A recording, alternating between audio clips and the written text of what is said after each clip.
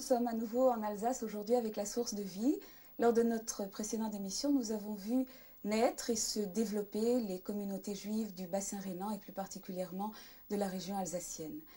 Aujourd'hui, nous allons parler du 19e siècle, après l'émancipation, après donc la Révolution, l'entrée des Juifs d'Alsace dans la société française. C'est une affirmation bien hardie que de dire que la Révolution a changé du tout au tout le destin des Juifs alsaciens. Il faut être très très lucide. Ça a été une émancipation politique extraordinaire. Pour la première fois, les Juifs devenaient des hommes, des citoyens à part entière. Alors là, oui, il y a une transformation totale du statut politique. Mais il y a eu deux types de réactions. Les Juifs, eux, ont accueilli cette émancipation avec une relative prudence. Pourquoi?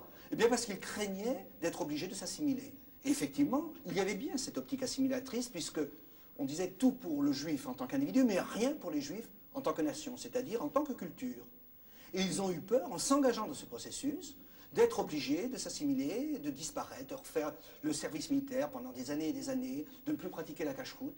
Et il y a eu une réaction extrêmement prudente de ces Juifs d'Alsace. Et puis, il y a l'entourage. L'entourage alsacien, lui, alors, ne veut pas du tout de cette transformation. Et les députés alsaciens, la constituante, vont mener un combat acharné pour éviter que les Juifs d'Alsace soient émancipés.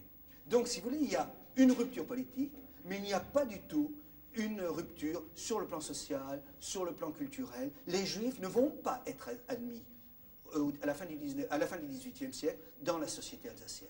Il faudra une très très longue marche vers ce qu'on appelle la respectabilité pour que ces Juifs alsaciens soient admis au sein de la population locale. Georges Weil, vous avez la chance de posséder l'arbre généalogique de votre famille, une famille alsacienne qui, d'après cet arbre, monte au début du XVIIIe siècle. Je pense qu'en fait, elle monte bien avant le début du XVIIe siècle. Elle doit monter presque dans la nuit des temps, si on peut dire. Seulement, l'ennui, c'est qu'on ne sait pas les retrouver, puisqu'ils ne s'appelaient pas encore de leur nom de famille. Leur nom de famille leur est venu après 1808, car en 1808, au mois de juillet très exactement, Napoléon a décidé qu'il fallait que tous les Juifs aient un nom de famille, ce qui n'était pas le cas partout jusqu'à présent. Alors, mon ancêtre, Moïse Joël Weil, s'est rendu à la mairie du canton de Bischofsheim et a déclaré devant l'officier d'état civil que dorénavant sa famille s'appellerait Weil. Vous me demanderez pourquoi Weil? Parce que c'était un nom honorablement connu. Il y a une famille de rabbins Weil qui est célèbre en Alsace et dans la région du Rhin depuis le XIVe siècle. Et il y a un rabbin Weil qui était rabbin à Strasbourg en 1716. Et c'est pourquoi, après 1808, après le mois d'octobre exactement, tout le monde dans ma famille s'est appelé Weil selon la décision du grand-père Moïse Joël. Le grand-père Moïse Joël était marchand de veau à Lavalque, près de Niederbronn. Et puis son fils, avancé un peu dans la société, est venu s'installer à Strasbourg et il a obtenu de la mairie l'autorisation d'ouvrir un étal de boucherie. Un premier, rue de la Grange, un deuxième, rue des Tonneliers. Et puis, ayant un pignon sur rue, il a commencé à avoir des enfants. Son premier enfant était mon arrière-grand-père, mon grand-père, Myrtil Weil, qui est né en 1848. C'était le premier des 9 enfants du grand-père Félix et de la grand-mère Rosette. 5 garçons, 4 filles, et le premier a suivi la profession de son père, il a repris la boutique de boucherie de son père, et puis les autres frères, chacun sont devenus soit commerçants, soit employés, ils sont allés s'installer à Paris, mais l'avant-dernier des frères, qui est né 16 ans après son frère aîné, mon grand-oncle Georges, lui a commencé une profession toute différente, on l'a envoyé faire des études à l'université. Et ça, c'était quand même un grand changement. Car finalement, il n'y avait pas un seul universitaire dans cette famille jusqu'à présent. Et voici que Georges Weil fait des études, les réussit brillamment et finit par couronner cette carrière en devenant professeur d'ophtalmologie à la faculté de Strasbourg. Alors quand on voit l'évolution du marchand de veau qui était son grand-père, au boucher qui était son père, jusqu'au professeur de faculté au début du XXe siècle, vous savez, à cette époque-là, c'était quand même quelque chose d'extraordinaire, on a, en un raccourci saisissant, toute l'évolution, l'insertion socio-économique d'une famille de marchands de bestiaux typiques de la campagne alsacienne qui s'insèrent et qui deviennent à ce moment-là une famille typique qui rentre dans la bourgeoisie alsacienne.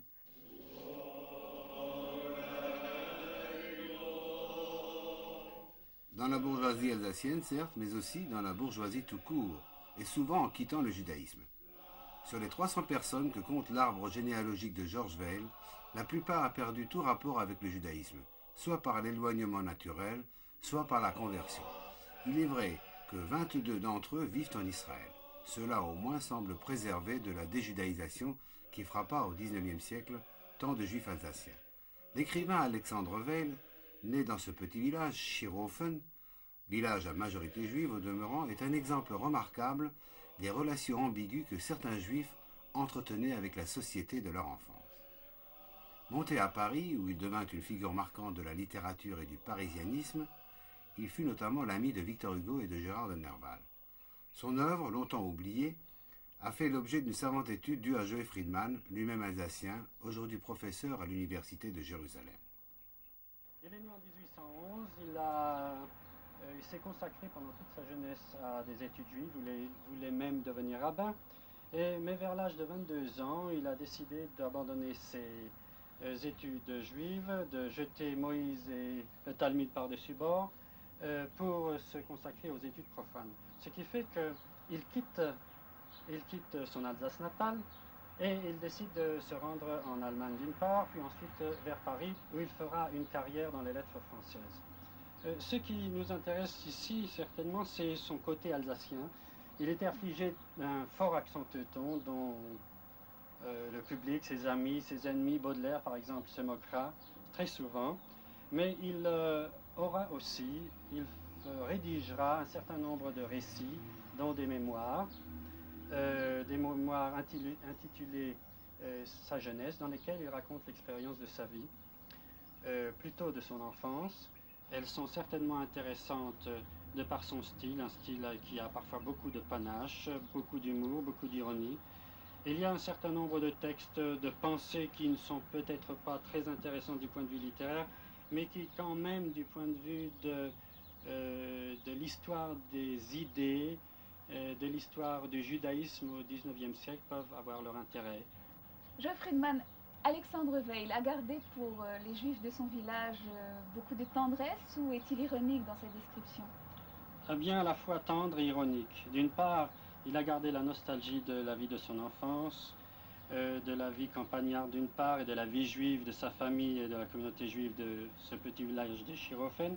Mais d'un autre côté, il considère aussi cette vie juive parfois comme quelque chose qui disparaît, qui doit disparaître, étant donné qu'il avait une théorie bien à lui, une théorie du judaïsme, qui était fondée sur une espèce de mosaïsme, une espèce de retour aux origines, aux sources bibliques, un judaïsme faisant abstraction absolument de toute loi orale et de l'enseignement des rabbins.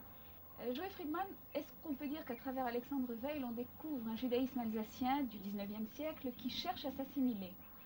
Non, certainement pas. Alexandre Weil, venant d'Alsace, a essayé de se frayer la voie dans les lettres françaises, c'est certain. Il a écrit une 130 brochures et ouvrages. Il a voulu être écrivain français, mais ce qu'il a voulu aussi, c'est être une espèce de prophète en Israël. Et en cela, il a en fait lutté de toutes ses forces contre l'assimilation. Il a lutté contre l'orthodoxie d'une part, mais d'autre part contre les juifs assimilés qu'il considérait comme étant des lâches qui ne pensaient qu'à singer la société des gentils. Le judaïsme d'Alsace va devenir citadin à la fin du 19e et surtout au début du 20e. Ça va vraiment signifier une déperdition très très profonde de l'être juif. Lorsqu'on est en ville, eh bien on ouvre son magasin le Shabbat, on entre dans cette compétition qui est celle du monde commercial, et peu à peu on fait un tas de compromis qui au fond sont très souvent des compromissions. Et ce judaïsme qui avait vécu jusque-là dans la bourgade, au rythme de l'année juive, au rythme du Shabbat, va être entraîné dans un rythme qui n'est plus du tout le sien, qui va l'amener à relativiser, voire parfois jusqu'à mépriser ses propres traditions dans le cadre de la ville. En fait, ceci nous amène à parler de l'assimilation. Les juifs alsaciens, tout de même, se sont assimilés. Une grande partie des juifs alsaciens se sont assimilés. Ils se sont assimilés par désir de réussite sociale, par peur de se distinguer au sein de la ville de leur entourage, alors que chaque famille, par exemple, dans la campagne, avait sa souka, sa cabane à la fête des cabanes, Eh bien, en ville, on a eu peur, on a tergiversé. On est devenus des Israélites, ou des Français, ou des Alsaciens de confession mosaïque. Et toute une teneur de cette religiosité s'est perdue dans la ville. Or, les Juifs n'ont pas été dupes. Il y a un dicton en judéo-alsacien qui dit la chose suivante, je vais d'abord le dire en judéo-alsacien, qui est « Alle Tag Yontef oni Shabbos ». Ça veut dire tous les jours c'est la fête, et puis c'est jamais le Shabbat. Ça veut dire que ces Juifs de la ville, eh bien, ils mènent la grande vie, mais ils ont perdu l'essentiel, à savoir le Shabbat. C'est ça l'assimilation.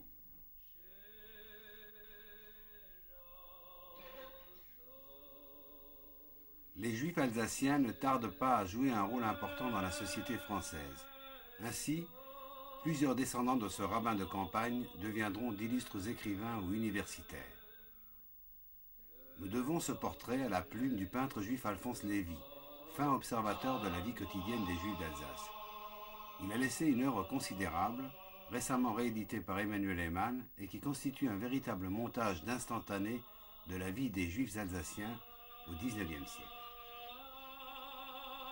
Et puisque nous avons décidé d'ouvrir pour vous l'album de la famille du judaïsme alsacien, voici quelques-uns de ses plus illustres enfants.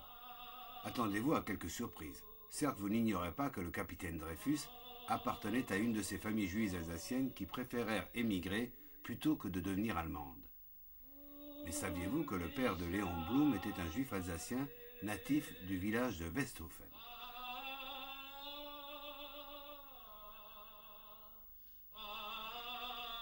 Quant à Isidore Kahn, marchand de chaussures à Strasbourg et qui, même sous l'occupation allemande, persistait à orthographier son nom avec un C et non un K, c'était tout simplement le grand-père maternel de Pierre Mendès France. Ainsi, les deux premiers ministres juifs de l'histoire de France étaient d'origine alsacienne. Le rabbin Simon Debré, rabbin du petit village de Westhofen dont précisément était issu Léon Blum, fut le père d'un célèbre médecin, le professeur Robert Debré, converti au catholicisme, et le grand-père d'un autre Premier ministre, Michel Debré, ici en compagnie de Ben Gurion. Quant à l'écrivain André Mauroy, de son vrai nom Ernest Herzog, il appartenait également à une famille juive alsacienne qui quitta l'Alsace après la défaite de 1870 pour s'installer à Rouen. Et puisque nous en sommes aux écrivains, André Mauroy fit partie de l'Académie française, nous n'avons pas voulu nous contenter d'évoquer le passé. C'est un écrivain contemporain, le poète Claude Vigée, aujourd'hui établi à Jérusalem, que Francine Kaufmann est allée rendre visite dans sa petite ville natale de Bischwiller, où il parle encore le judéo-alsacien.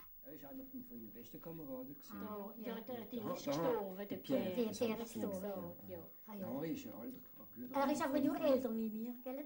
Vielleicht, ja. Ja, er is in Jahrgang. Auf die Jahrgang waren ja aber älter. Das ist eine Frau, ja. 20 Jahre. Ja, Margrethe. Ja. Also dann hätte sich die Sache abgespielt im Land. Ja.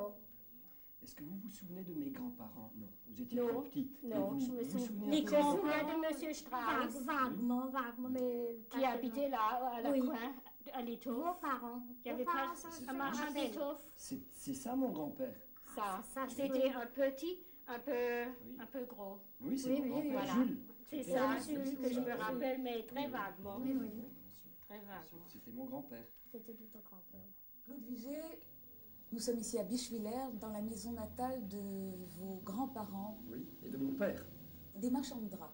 Oui, mes parents, mes grands-parents, mes arrière-grands-parents, ils étaient tous marchands de draps, de père en fils. Et le magasin de draps, où je suis né, à quelques maisons d'ici, se trouve au coin de la grande rue de Bischwiller. Et mes grands-parents ont habité cette maison-ci jusqu'à leur mort dans les années 30. Nous sommes dans la salle à manger de mes grands-parents, avec des meubles qui ont été dans ma famille pendant des générations et qui ont été conservés jusqu'à nos jours.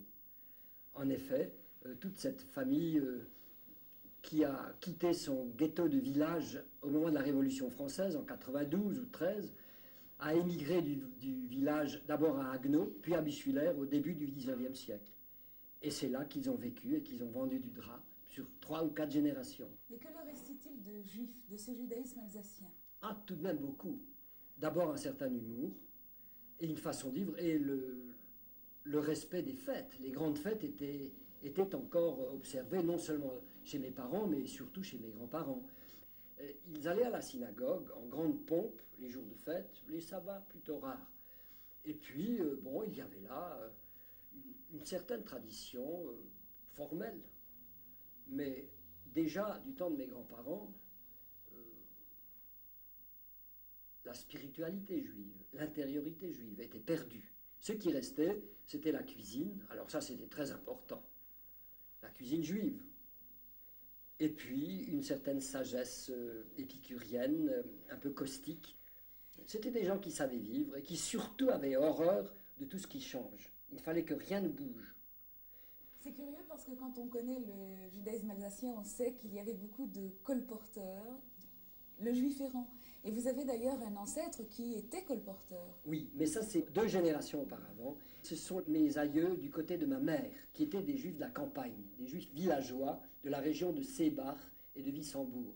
Là, il y avait effectivement des marchands de grains et de farine, puisqu'ils habitaient la campagne, ils étaient des paysans. Ils vendaient des noix, de la farine, du grain.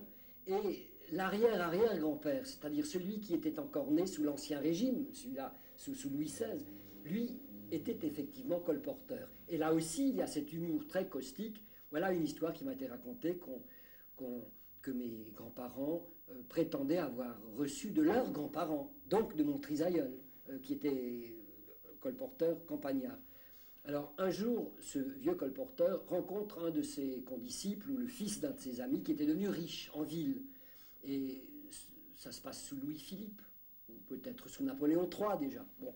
Alors, celui qui a réussi, qui est allé en ville et qui est devenu riche, dit à l'autre, et tu sais, moi, le soir, je ne reçois qu'en bas de soie. Je mets des bas de soie. Alors le vieux, le colporteur, qui se souvient que le père ou le grand-père de celui-là ne se promenait pas en bas de soie, lui dit, oui, moi aussi j'ai des bas de soie, mais les miens je les mets sur l'épaule. Comme ton grand-père, a-t-il ajouté. Il faut lui rappeler que le grand-père de celui-là aussi n'était qu'un pauvre petit colporteur de la campagne du nord de l'Alsace.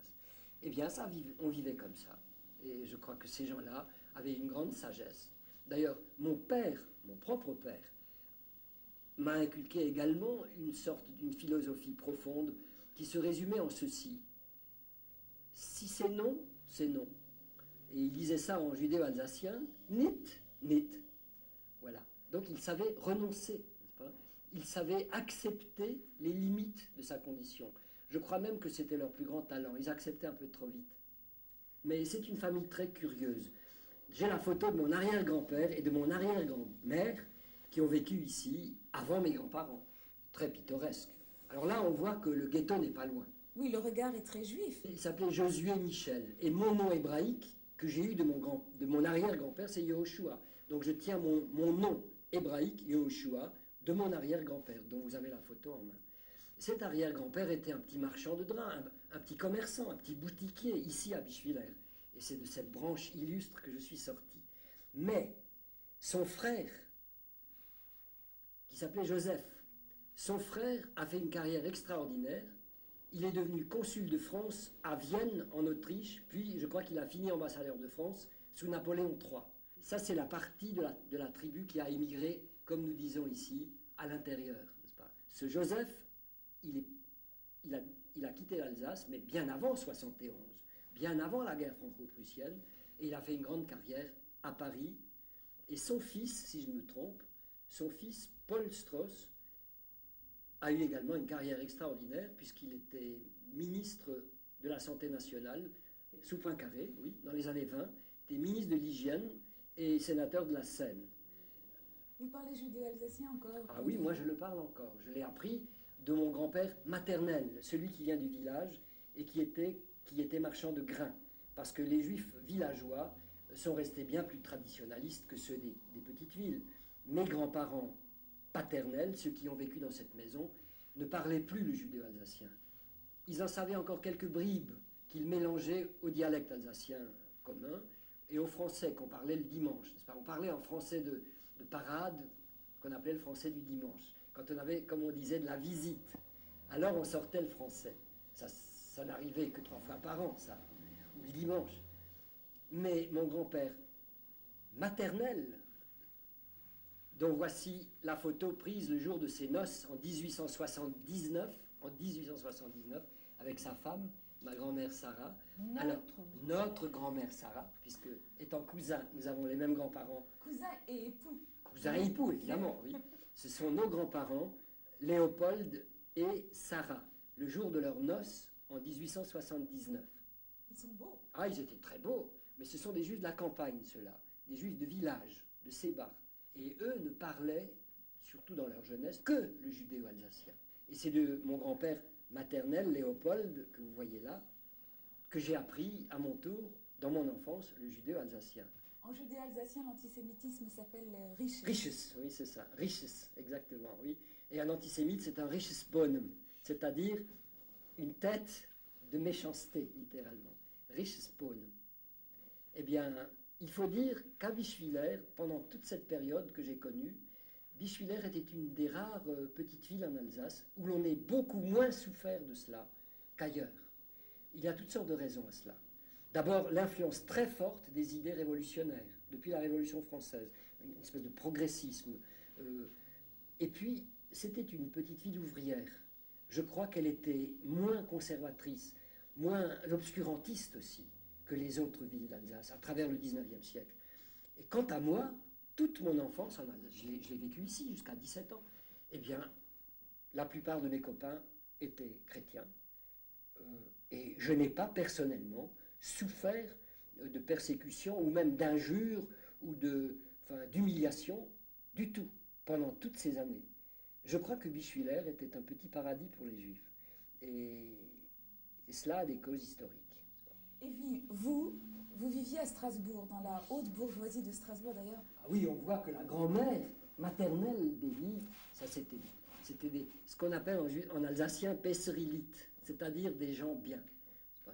C'était la bourgeoisie. Peu pittoresque, en général. Est-ce qu'à Strasbourg, vous souffriez du richesse? Pas du tout, absolument pas. Enfin, nous étions aussi très assimilés. Et par conséquent, on vivait comme les autres. Je n'ai jamais eu de problème, ni au lycée, ni parmi mes amis. Je ne faisais aucune différence entre les uns et les autres. Vous vous sentiez juive ou alsacienne ou française? Je me sentais les trois à la fois. Pour moi, l'élément alsacien dominait, à l'époque, n'est-ce pas? L'élément judéo-alsacien. Comme je vous le disais tantôt, je ne faisais pas de distinction subtile entre les racines alsaciennes et les racines juives. Moi, il me paraissait que de toute éternité, les juifs alsaciens étaient à la doublement juifs et doublement alsaciens. Les juifs alsaciens étaient profondément enracinés ici, rien qu'à Bischwiller. Eh bien, en me comptant moi-même, ça fait 4 ou 5 générations. Au cimetière de Bischwiller, au cimetière juif, qui est très beau, très austère, sont enterrés non seulement mes parents, mais tous mes grands-parents, mes arrière-grands-parents et 2 de mes trisaïeux. C'est tout de même énorme. Nous avons vraiment creusé nos racines ici. Mais ce sont des racines juives, c'est-à-dire ce ne sont pas les racines comme celles d'un arbre. Un arbre danse par son feuillage, par ses branches, mais l'arbre juif danse par ses racines, si je puis dire. Et il y a dans les rapports du juif alsacien avec l'Alsace, un rapport utérin, intime, mais typiquement juif, c'est-à-dire une sorte d'effervescence, une folie juive qui s'exprime aussi là-dedans. Je suis très lié à l'Alsace parce que pour moi, c'est une Alsace consubstantielle au judaïsme. Je ne les sépare pas. Il y a pour moi 2 sortes de Jérusalem. Il y a la Jérusalem de Judée, où j'habite, et puis la Jérusalem d'Alsace, dont je proviens. C'est la même peut-être, dans les racines où nous dansons. Je pense que parmi les descendants de certaines familles assimilées d'Alsace du XIXe siècle, il y a une redécouverte du judaïsme. Pour des raisons très simples, ils ont cru à l'assimilation.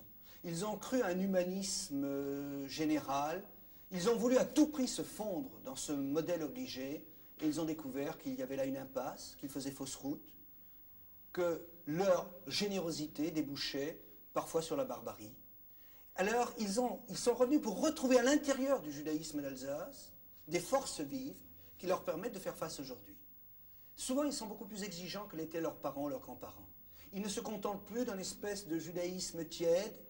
Ils veulent être authentiquement juifs, ce qui signifie bien à mes yeux, non pas fermés sur l'entourage, mais dialoguant avec l'entourage, mais à partir de leur identité juive. Comment avez-vous abouti à Jérusalem? Vous savez qu'au bout du compte, après toutes les errances, tout juif finit par arriver à Jérusalem. Eh bien, moi, j'ai simplement pressé la chose. La guerre a eu, sur moi, la Deuxième Guerre mondiale a eu une influence formidable. C'est là que j'ai vu pour la première fois que mes propres aïeux s'étaient trompés. que le chemin de l'assimilation et du silence menait finalement à Auschwitz. Enfin, je dis cela très brutalement, mais c'est le fait. Et tous ces vieux dont j'ai parlé, mes parents, enfin tous mes aïeux jusqu'à la 4e génération, jusqu'à Napoléon Ier, jusqu'à la Révolution, ont essayé, en toute honnêteté, de disparaître parmi les autres. Ils n'ont jamais réussi, parce qu'en eux dansait toujours, je crois, cette flamme juive, même ici en Alsace, et ils se sentaient chez eux, mais à leur façon. Eh bien, moi j'ai récupéré tout cela. J'ai compris, à la faveur des événements effrayants qui ont accompagné notre jeunesse, n'est-ce pas, le génocide, j'ai compris qu'avec toute leur bonhomie et toute leur sagesse, mes aïeux immédiats avaient fait fausse route. C'était une sagesse à courte vue. Et j'ai bien sûr réagi contre cela, et en un sens, j'ai rompu avec la tradition dont je viens de vous parler. Elle est encore la mienne, mais finalement, ce n'est plus à moi, ça. Ce n'est plus moi. Mon orientation est tout autre. Effectivement, pour moi, à une certaine période, le judaïsme ne représentait pas grand-chose. Et j'y suis retourné vers le judaïsme après la guerre. Et c'est un mouvement, un itinéraire, si vous voulez, qui ne m'a pas été personnel, mais beaucoup de juifs alsaciens jeunes qui ont passé le trauma de la guerre ont senti que quelque chose s'était produit, ils sont revenus vers le judaïsme. Et tout à coup, ce judaïsme qui avait été pendant de longues périodes quelque chose de fade, de négligé, un judaïsme presque oublié, presque dont on s'excusait presque, a repris une belle flamme, est devenu vivant. Et c'est donc pas du tout par hasard si je prie au milieu d'amis qui ont fait exactement le même itinéraire que moi et qui habitent tout près de chez moi, dans cette Jérusalem, qui, si on disait de Strasbourg qu'elle était la Jérusalem de l'Alsace, on pourrait presque dire que Jérusalem est en passe de devenir le Strasbourg de l'Israël. Et en fait, le judaïsme alsacien était un judaïsme qui n'était pas caractérisé par des grands savants, de grands sages. Je sais très bien que dans la synagogue de mon grand-père maternel, on allait avec ses gros sabots, on portait un chapeau haute forme parce que c'était le samedi, mais on allait quand même en sabots. Et je sais aussi que le fils de mon grand-père lisait le journal parce qu'il s'ennuyait mortellement, il ne comprenait rien du tout à ce qui se passait. Et par conséquent, ce judaïsme était, on pouvait le dire, en voie de se perdre. Bon, on pouvait le considérer comme mort, moribond. Eh bien, pas du tout. C'était une braise qui s'est conservée, une braise qui a conservé une chaleur parfaitement vivifiante, vivante, et puis est arrivée la tourmente de la guerre qui l'a allumée de nouveau, et voici que le judaïsme alsacien est devenu quelque chose de parfaitement vivant, flambant, éclairant, et je pense que nous, tous ceux qui sommes venus d'Alsace et vivons à Jérusalem, sommes un peu la preuve qu'il ne faut jamais désespérer d'un judaïsme qui se conserve, et que c'est par conséquent le judaïsme alsacien est un judaïsme d'espoir.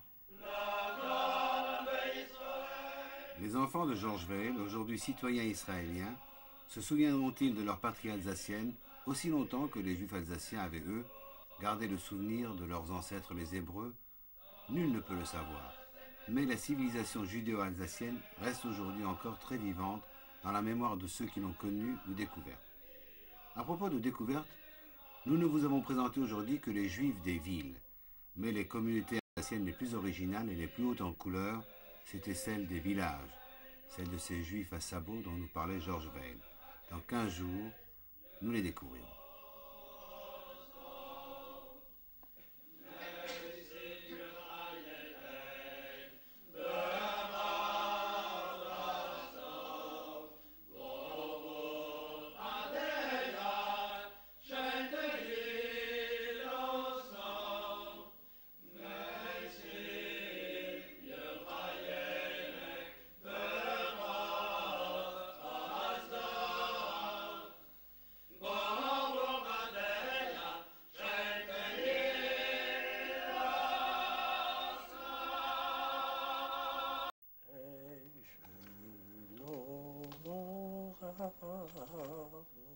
Comme dans la fable de La Fontaine, il y avait en Alsace des juifs des villes et des juifs des champs.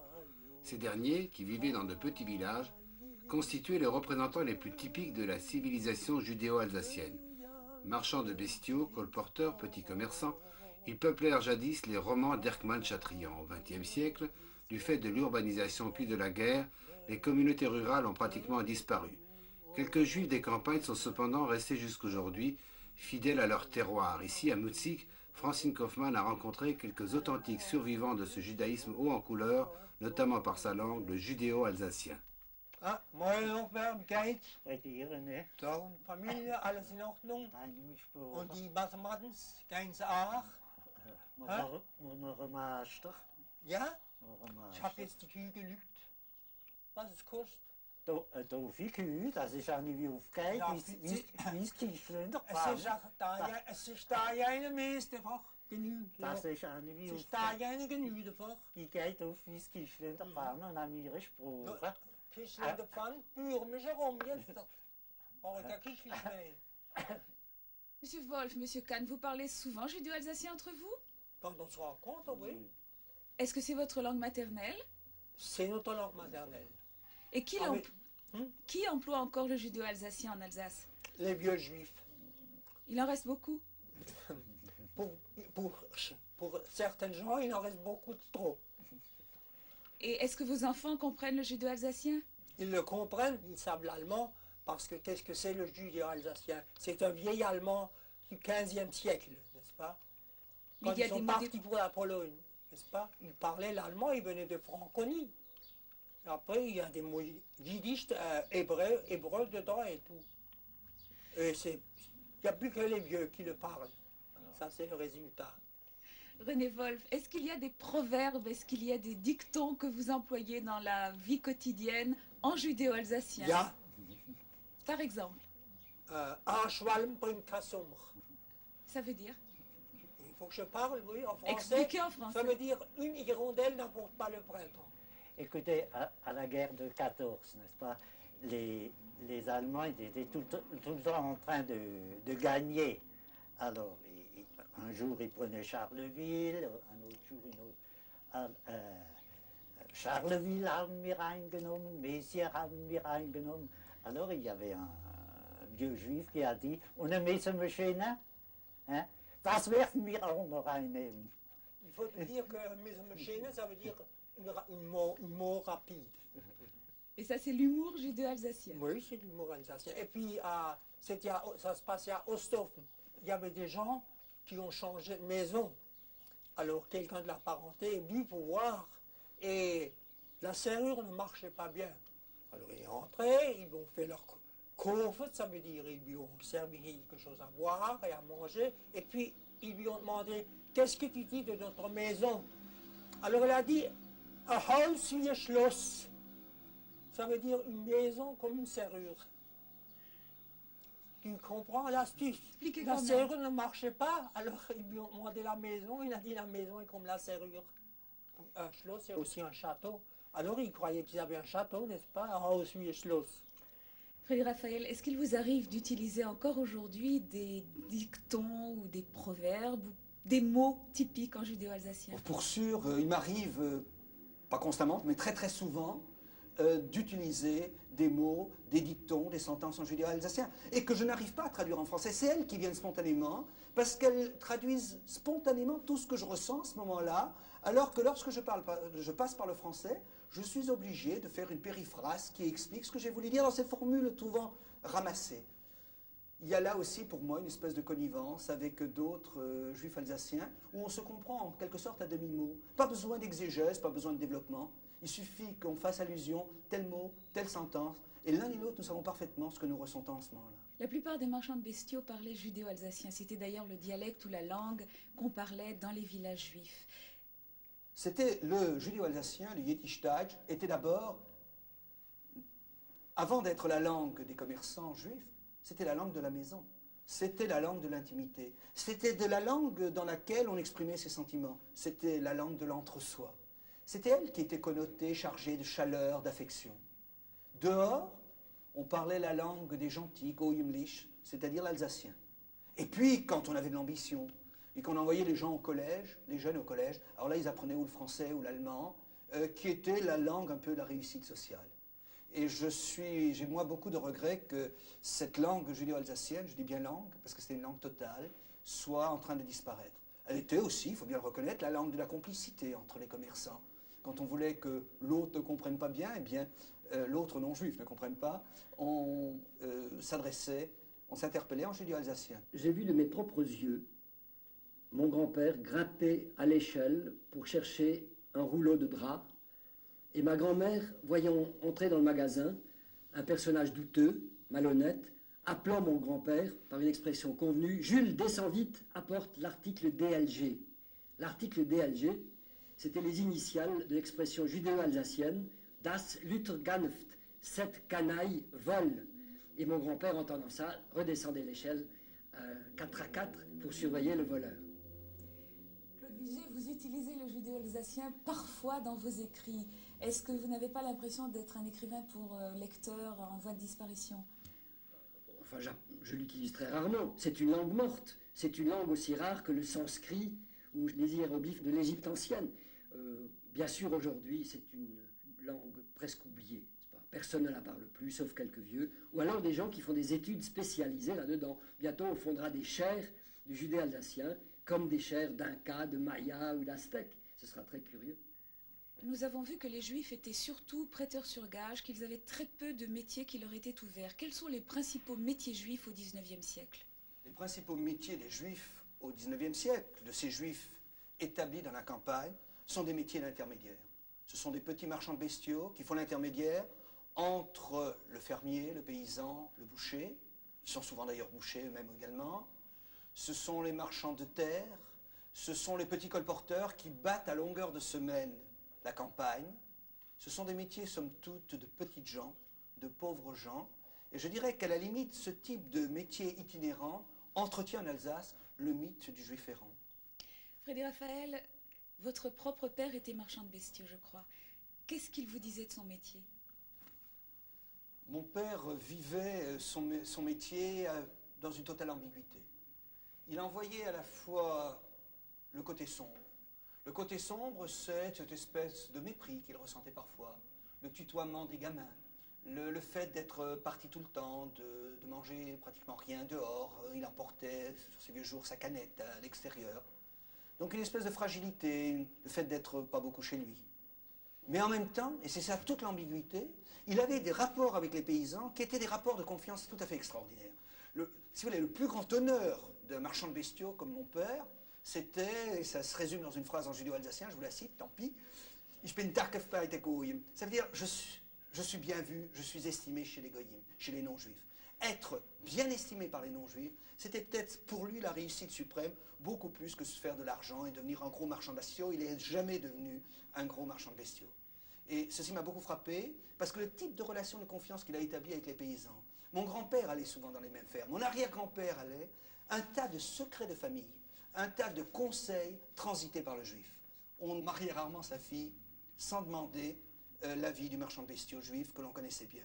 Je peux simplement dire que lorsque j'ai affaire à des non-juifs et que je me sens en confiance, et qui me permettent d'être vraiment ce que je suis, très profondément, et qui m'acceptent comme tel, et pas d'une façon condescendante, mais qui finalement valorise ma différence de juif, eh bien me revient l'expression de mon père, brafikoyum. Brafikoyum, c'est les braves gentils, c'est tout. C'est le voisin non-juif en qui on peut avoir une confiance totale. C'est celui qui vient vous apporter des fleurs pour décorer à la fête des cabanes, la souka que l'on a construite. C'est celui qui donnait à mon père, ou cette femme qui donnait à mon père un bouquet pour garnir la table du Shabbat. C'est là aussi, c'est les non-juifs chez qui on m'envoyait à la Pâque juive distribuer du pain azim. Brafikoyum pour moi, c'est tout cela. J'ai une cliente, elle est morte, elle s'appelait Salomon. Né Salomon, mais c'était des catholiques. Alors peut-être il y a 6 ou 7 générations, hein, il y a peut-être comme... Mais alors elle savait le Yiddishdeutsch, hein, elle est morte l'automne dernier. Elle savait le Yiddishdeutsch mieux que moi. Norbert Kahn, depuis combien de générations votre famille est marchand de bestiaux? Au moins depuis 4. De mon côté, du côté de ma femme, mon beau-père était tailleur, et du côté de ma belle-mère, il n'y avait pas de... Alors, il y avait quand même une grand-tante de ma femme qui était mariée à un marchand de bestiaux aussi. René Wolf, de votre côté, depuis combien de générations? À peu près 5. Que je sais, les autres, je ne sais pas. Pour vous, est-ce qu'il était naturel de devenir marchand de bestiaux? Eh oui, c'était naturel. C'était presque toujours de père en fils. qu'il y en avait un. Moi, je suis marchand de bestiaux par accident, pour ainsi dire. Mon père est devenu malade, parce que moi, ce métier ne m'a jamais plu. Pourquoi? Pourquoi? Il ne m'a pas plu. C'était Il trop fallait, dur. n'est-ce pas, dans le temps, on allait de maison en maison.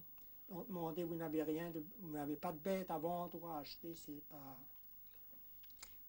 Pourquoi les Juifs sont devenus marchands de bestiaux? Parce qu'ils n'avaient pas droit à la terre. Alors, ils s'étaient bien forcés de faire quelque chose. Le clergé et la noblesse les employaient pour prêter leur argent parce qu'eux s'étaient fendus de prendre un intérêt pour l'argent.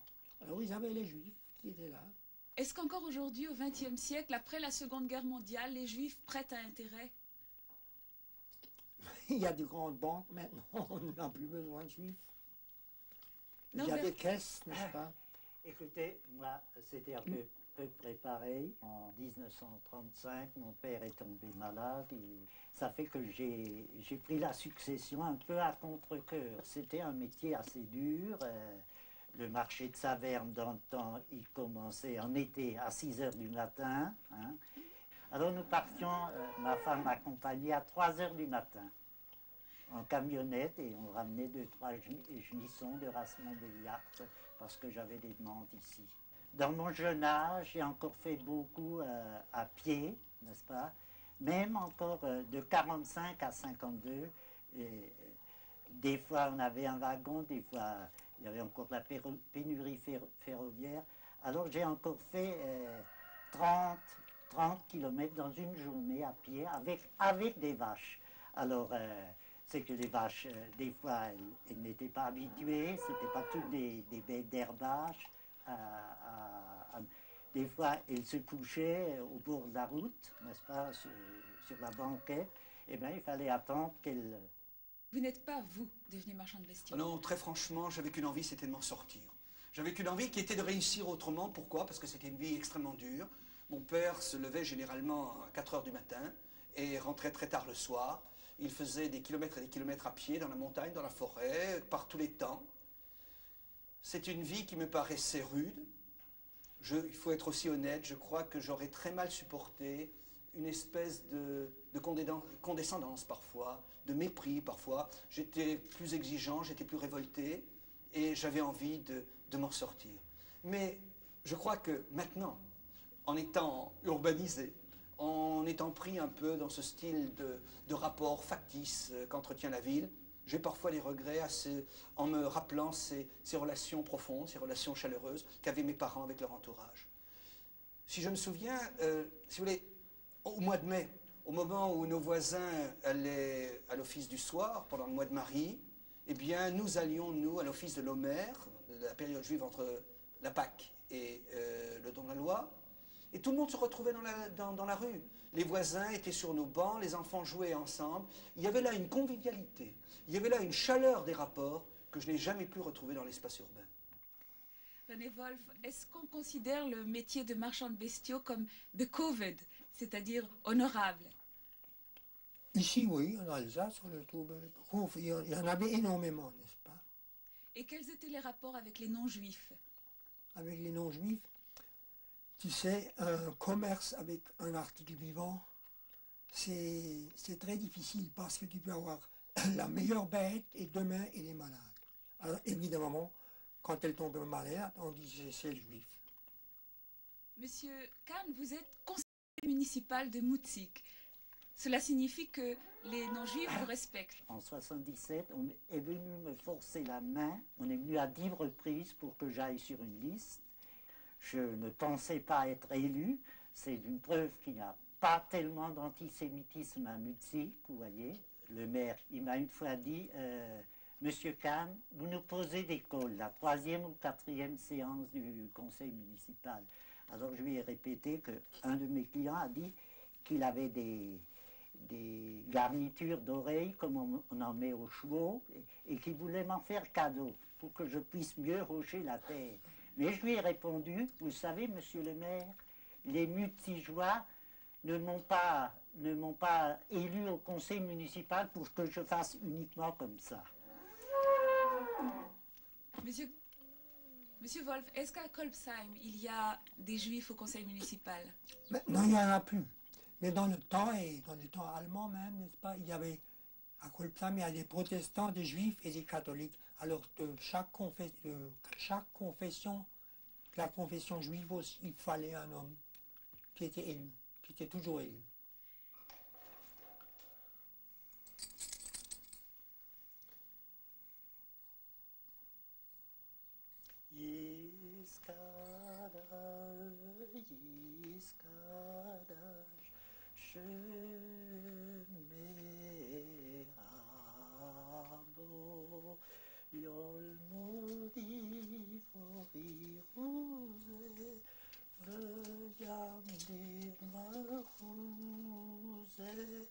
Norbert Karl, vous êtes non seulement marchand de bestiaux et membre du conseil municipal de Mutzig, mais aussi chazan, chantre, ministre officiant.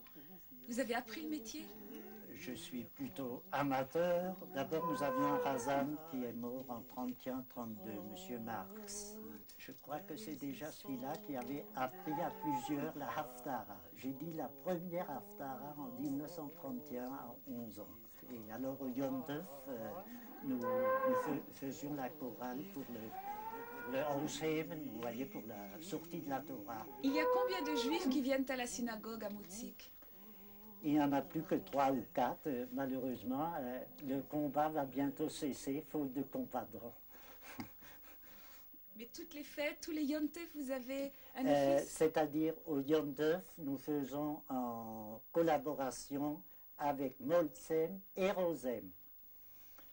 Et ensemble, vous avez Minyan, vous êtes 10 hommes? Oui, M. Baer a déjà des fois dû en faire venir même de Strasbourg. Ces communautés connaissent donc la mort lente. Mutzig, jadis florissante, ne peut plus réunir les 10 juifs nécessaires pour la prière en commun. Et ne vous y trompez pas, si l'on trouve ici de nombreuses étoiles à 6 branches, ce n'est pas à cause des juifs, mais parce que cette étoile est celle des brasseurs de bière qui ont fait la gloire de Mutzig.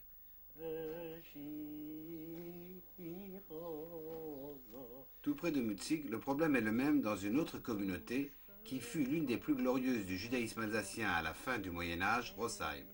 Lorsque les juifs des bourgades avoisinantes se mettent en commun pour organiser un office, à l'occasion des fêtes, ils sont obligés de faire venir un officiant bénévole de Strasbourg.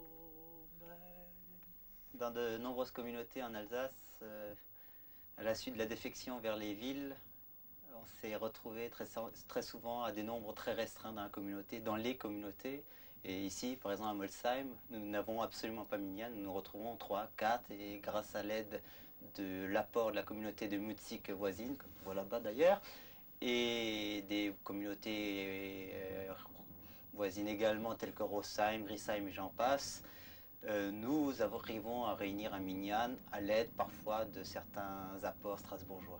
Très souvent, c'est par l'intermédiaire du consistoire que nous trouvons ou qu'il y a des demandes venant des communautés pour effectivement faire l'office dans ces petites communautés éparses à travers l'Alsace. Que se passe-t-il par exemple au jour de fête? Vous n'êtes pas en famille? Eh ben non, cela fait à peu près 10 ans maintenant que je fais les offices, au début à Sarre-Union, à proximité de Strasbourg, et là, cela fait 7 ans à Molsheim. Par exemple à Pessah? Ben, cette année, il n'y aura vraiment plus Minyan du tout à Molsheim, et de ce fait, ce sera donc mon premier Pessah familial à Mulhouse depuis 7 ans à peu près. Lorsqu'il y a 2 jours de fête, est-ce que vous restez toute la semaine à Molsheim? Alors, justement, comme il y a l'apport Mutzichois qui vient à Molsheim pour le premier jour des fêtes, nous allons pour le deuxième jour à Molsheim, donc nous partageons les offices un jour et l'autre. Vous pouvez y aller à pied? Oui, nous prenons la route pour aller à la Schule à Mutzig et nous revenons par les vignes pour le retour, pour profiter un petit peu de la fête et du paysage. Et le lendemain, c'est le contraire? Et le lendemain, c'est l'inverse, c'est ça.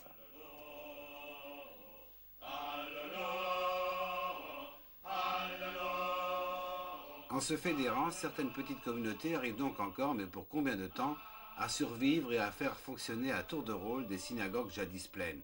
Mais lorsqu'elles sont trop éloignées, il reste encore une ressource, le rabbin itinérant qui en Alsace présente la particularité d'être fonctionnaire d'État. Ainsi, le rabbin Furt dessert 3 communautés, Benfeld, Westhouse et Erstein. C'est un travail passionnant. Il y il est à différentes facettes. C'est autant le travail peut-être d'assistante sociale, dans les relations avec les gens, beaucoup de gens isolés, de gens âgés, de gens malades, dont il faut atténuer la solitude. On vous convoque également pour les enterrements, pour les mariages. Malheureusement, beaucoup plus d'enterrements que de mariages. Et les relations avec les autres confessions? Oui, elles sont excellentes. Je vais donner comme exemple Erstein, où il y a eu toute une évolution dans la célébration du 11 novembre. Et aujourd'hui, on est arrivé à la situation suivante, c'est que on fait la cérémonie devant le monument aux morts, et c'est chaque fois un des représentants des différents cultes, soit l'abbé, soit monsieur le pasteur, soit moi qui le faisons au nom des trois cultes, et cela permet de montrer le lien qu'il y a entre les gens de toutes les confessions dans ces villages. Est-ce qu'il y a à votre avis un avenir pour les communautés de campagne? Je ne pense pas. Je ne pense pas. Et c'est dommage. Lorsque j'ai commencé mon travail à Erstein, j'ai eu l'idée de rassembler tous les jeunes de tout le département, des communautés isolées.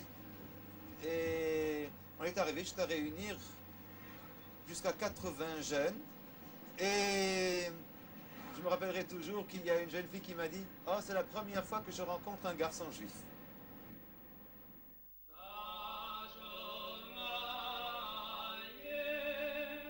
Tout près de l'aérodrome de Strasbourg-Ensheim se trouve Kolbsheim, une de ces nombreuses communautés juives qui n'avaient rien de remarquable, mais où quelques dizaines de familles, quelquefois davantage, vivaient depuis des siècles d'une vie paisible et sereine, scandée par les rendez-vous avec la foi dans leur synagogue. Et nous venons de voir précisément l'ancienne synagogue et l'ancienne école de Kolbsheim, aujourd'hui désaffectée. Sur la pierre angulaire de cette maison, une inscription datant de 1835 souhaite encore la bienvenue, selon la formule biblique, à ceux qui y entrent et à ceux qui en sortent.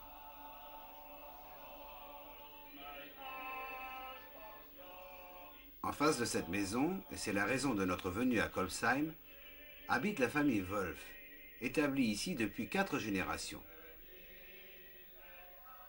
Et nous allons retrouver l'un des 2 sympathiques marchands de bestiaux que nous avions rencontré tout à l'heure, en compagnie de sa fille, épouse du rabbin de Saint-Louis, venue lui rendre visite avec ses 9 enfants. Si l'avenir de la communauté de Kolbsheim semble sombre, celui de la famille Wolf, lui, semble bien assuré. Je voudrais avoir des renseignements sur Kolbsheim, sur la commune, n'est-ce pas? Alors, n'allons pas trop loin. Avant 40, c'était encore une communauté florissante. Il y avait 15 familles ici. Mais par la guerre, les déportations, la maladie et la vieillesse, il n'y a plus personne. Il y a encore une vieille synagogue assez délabrée, c'est tout. Et puis il y a en tout, il y a encore une veuve qui meurt ici avec son fils, ma famille, et encore une famille. Où faites-vous les offices? Les offices, je vais à Wolfisheim. Il y a 3 communautés, Wolfisheim, Kolbsheim et Oberschäfelsheim, qui se sont mis ensemble. Mais la Kolbsheim juive? Finis Polonia. Vous avez une très belle expression pour désigner les petites communautés. Oui. En voie de disparition en Alsace. Les PCM, les petites communautés mourantes. Les gens ne peuvent pas gagner leur vie, n'est-ce pas? Il y a le petit commerce avec les grands magasins, et dans mon métier, dans le commerce des bestiaux, il y a les grosses coopératives. Alors, au point de vue juif, il n'y a pas d'avenir ici.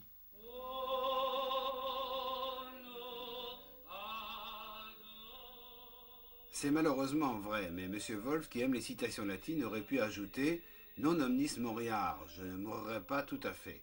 Ces 2 filles ont épousé des juifs très religieux. La cadette vit en Israël et est mère de 6 enfants, et l'aînée est l'épouse du rabbin de Saint-Louis. Oui, mon mari dirige un ensemble d'institutions. Une partie se trouve à Eigenheim et comprend une école primaire, un très bon niveau, un kollel, et différentes familles vivent autour. C'est un genre de petit kibbutz alsacien.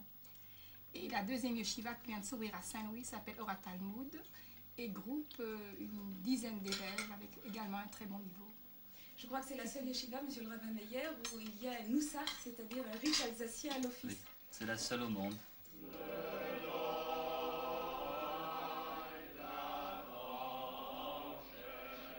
Jusqu'à présent, nous ne vous avons parlé que des communautés du Bas-Rhin. En nous rendant à Colmar, dont la synagogue est célèbre pour son clocheton, nous allons vous parler un peu du Haut-Rhin. Le siège du grand rabbinat du Haut-Rhin fut longtemps une petite bourgade, Winsenheim, avant d'être fixé à Colmar, où devant la synagogue, nous retrouvons l'actuel grand rabbin du Haut-Rhin, M. Simon Fuchs. Au fond, lorsque je suis arrivé en Alsace en 1936, à Winsenheim, j'ai encore vu dans les foyers cette belle atmosphère patriarcale commençait à disparaître parce que c'est une communauté qui se vidait.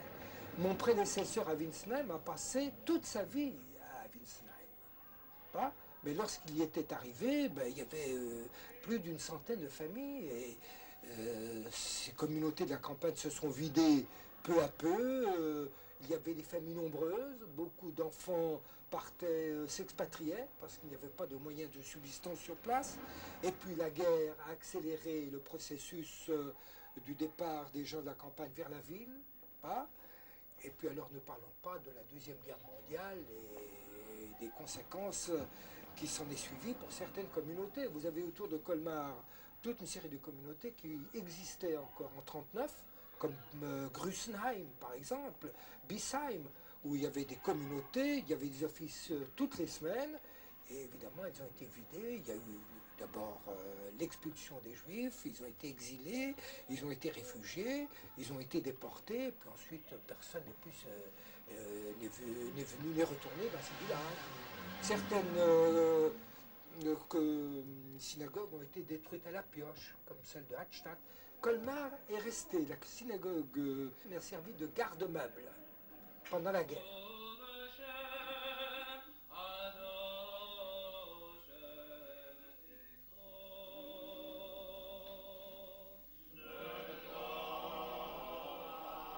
Des dizaines de synagogues aujourd'hui désaffectées. C'est dans la plupart des villages d'Alsace le dernier vestige de l'existence séculaire de ce judaïsme rural.